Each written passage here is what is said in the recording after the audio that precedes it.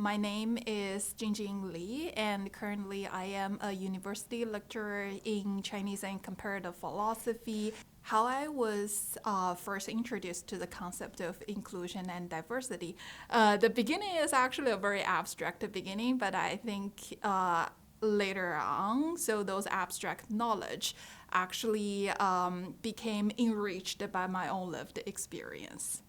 How I come to really embrace those ideas, right? Not just like treat them as abstract concepts, but as something I live through and navigate to be meaningful. When I was a student, I think what I was told is that what really matters is how hard I work.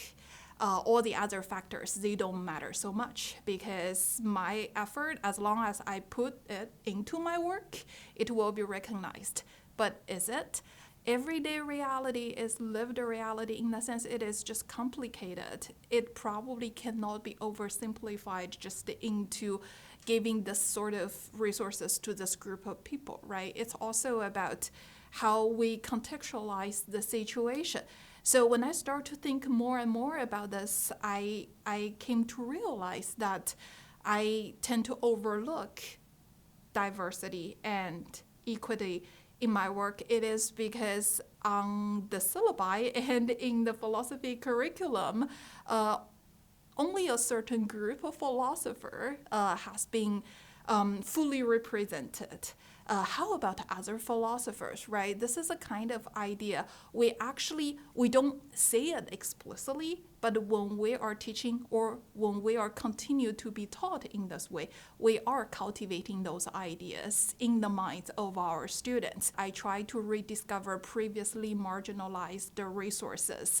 Marginalized resources include, but not limited to, writing of women, but also writing of other underrepresented group members. The distinction between Western and non-Western has already carried this undertone, right? In the sense of which stands in the center and which stands on the margin, right? So, because we refer to this bifurcation as Western and non-Western, so we kind of define what is outside the Euro-American scope as the non. So for my work, what I would envision is a multicultural future. And here, multiculturalism, well, this term is also very nuanced and has been interpreted in many different ways.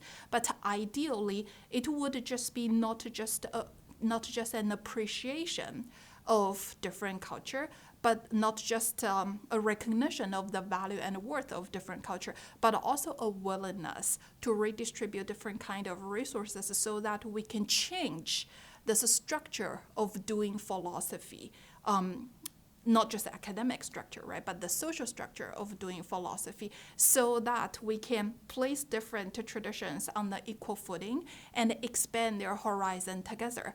But that also puts a lot of pressure on the shoulder of educators, lovely, desirable pressure, I should say, because it would require educators to introduce students not just to the philosophical ideas, right, in this tradition, but also the cultural linguistic context of the tradition. So in a way, if this is the case, doing intercultural philosophy is probably harder and more challenging than just doing, for instance, traditionally defined, right, Euro-American philosophy.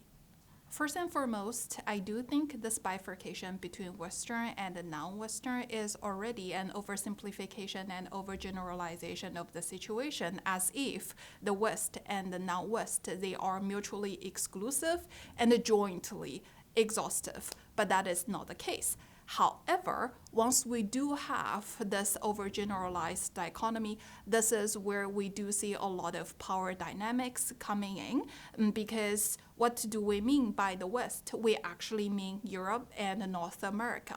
But when we do put the West in the center and then push the so-called other cultures on the periphery under this umbrella term of non-Western.